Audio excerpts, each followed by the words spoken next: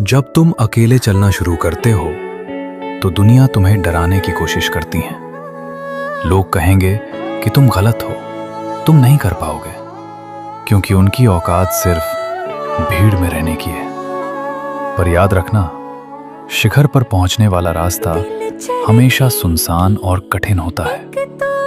आज जो रास्ता रोक रहे हैं, कल वही रास्ता मांगेंगे, क्योंकि वक्त बदलते ही लोगों की पहचान बदल जाती है।